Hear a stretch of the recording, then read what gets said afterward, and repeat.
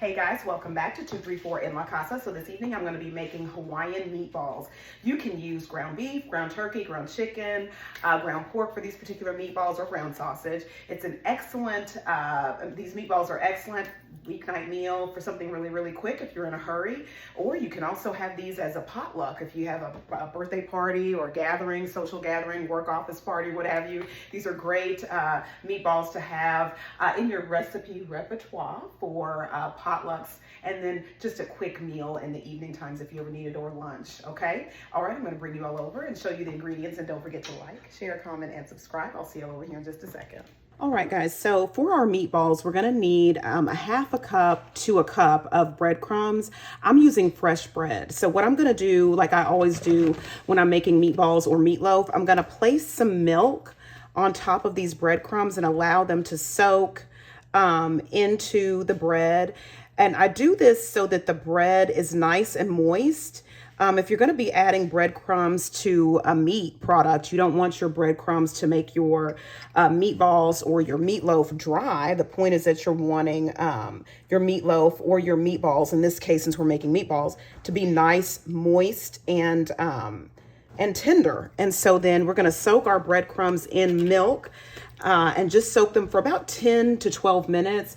That'll give us enough time while these soak to go ahead and get our meat for the meatballs seasoned. And so you're going to be using about 1.5 pounds of ground chuck. That's what I'm going to be using. You can use, like I said in the beginning of the video, ground chicken, ground turkey, ground sausage, or any other meat substitute, any plant-based meat substitute that you would like to use. And so we're going to then go ahead and add some onion powder. And we're doing the onion powder to taste. And if you don't like onion powder, you don't have to use any. And you could also use diced onion if you would like as well. You could saute the onions if you would like to beforehand and add them in sauteed.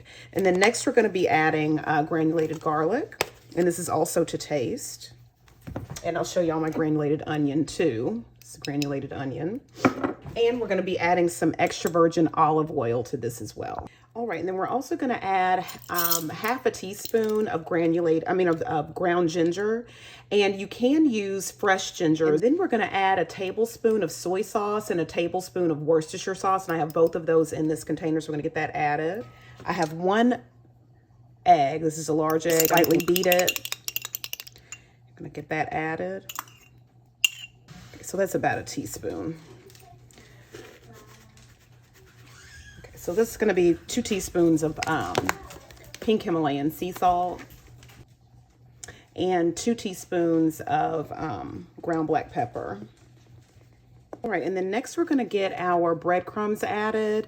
And you want to make sure, if you put a whole lot of milk in them, you want to make sure to squeeze out as much milk as you can. I didn't add that much milk, so there's not going to be a whole lot left over. So I'm just going to go ahead and get mine that are soaked already added. All right, guys, so I've got a cookie sheet here. I've lined it with parchment paper. And so we're going to place our meatballs on here. And you're just going to want to have your meatballs in the size of maybe about 2 tablespoons to a tablespoon, okay? That's the size right there. Well, you all can see that. And the extra virgin olive oil, having that in your protein, it helps you to be able to make your meatballs really easily, and your meatballs don't stick or anything to your hands really bad.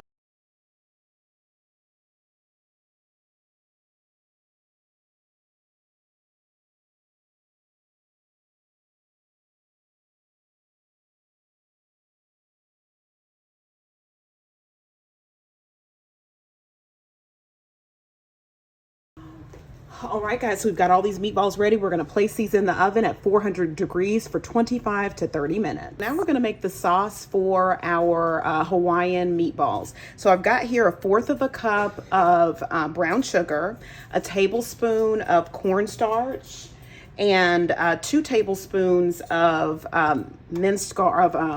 granulated garlic here, and then a teaspoon of ginger.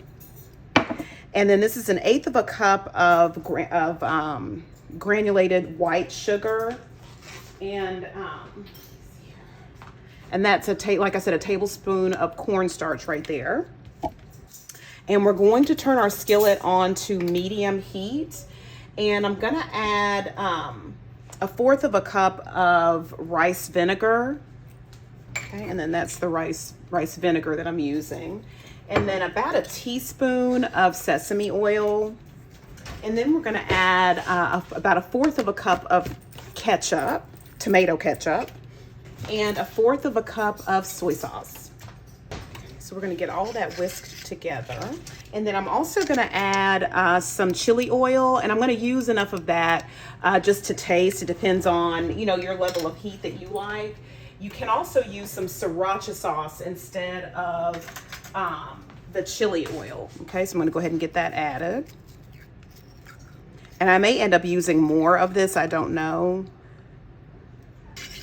And so I'm using just regular soy sauce. If you're using like a low sodium soy sauce, or you may want to add some salt to your sauce, that's left up to you. You don't have to. I'm not going to add any salt since I'm using just regular soy sauce. It's got a high salt content.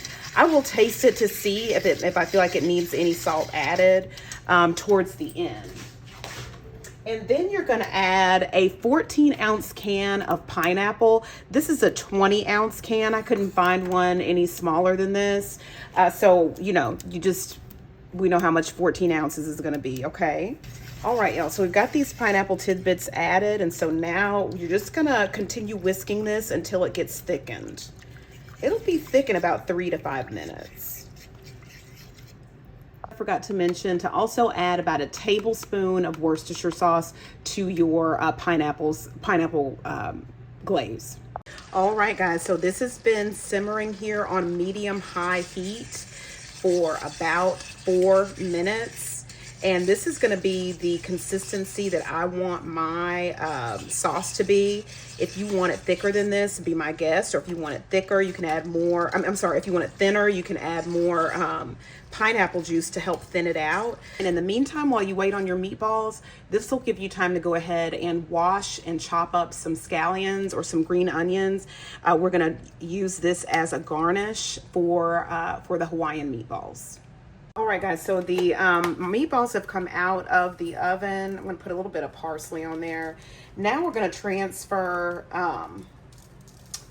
these meatballs over to our pineapple sauce.